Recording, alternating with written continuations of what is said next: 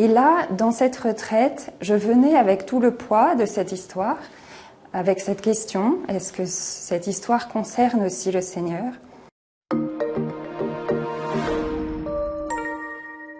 Je m'appelle Sandrine, je suis célibataire consacrée dans la communauté du Chemin Neuf.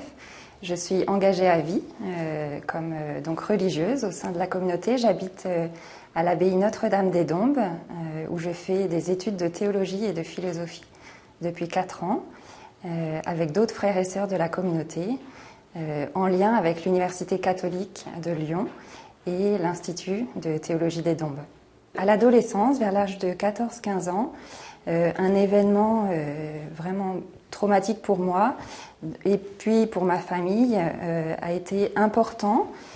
Donc une de mes cousines s'est donné la mort, s'est suicidée et ça a été pour moi un moment certes douloureux mais en même temps qui m'a mise devant les questions de sens de la vie et de qu'est-ce qui se passe en fait après la mort.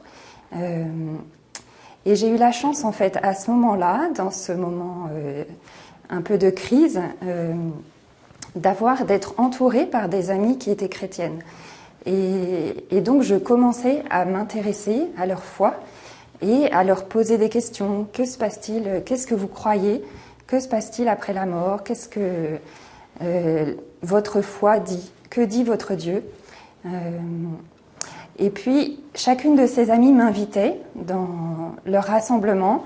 Alors, un jour, j'ai participé donc à un de ces événements qui était une retraite pour les jeunes.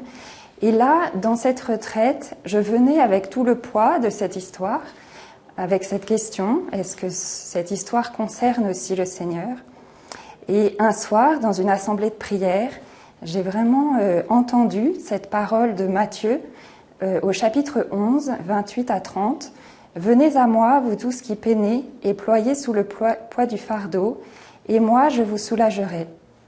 Mettez-vous à mon école et devenez mes disciples, car je suis doux et humble de cœur, et mon fardeau est léger. » Et cette parole est venue vraiment me dire combien Dieu était conscient de la souffrance en fait de son peuple, de la souffrance que je vivais à ce moment-là. Et puis, voulait me soulager, voulait me faire entrer dans un chemin avec lui, un chemin de proximité, d'intimité, de paix en fait. Et donc je suis rentrée dans ce chemin nouveau avec le Christ, cette joie nouvelle, ce Dieu qui s'est vraiment révélé proche et avec qui je pouvais cheminer.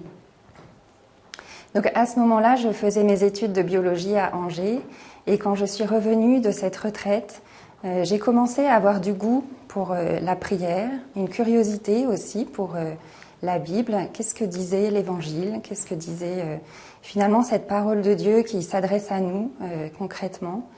Et cette parole devenait petit à petit vivante.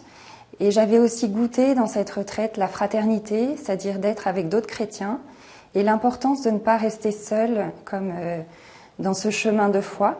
Et donc j'ai commencé à aller à l'église le dimanche, à rencontrer d'autres chrétiens. Et ce que ça a vraiment changé, c'est que l'année d'après, je devais continuer mes études à Paris. Et là, j'ai vraiment cherché un lieu où je pouvais vivre avec d'autres jeunes. Et donc on a commencé une colocation chrétienne avec d'autres jeunes, où là j'ai pu continuer en fait ce chemin de croissance dans la foi, dans le cadre d'une fraternité avec d'autres. Et puis en lien petit à petit avec l'église locale et puis la communauté du Chemin Neuf avec laquelle j'avais fait cette retraite.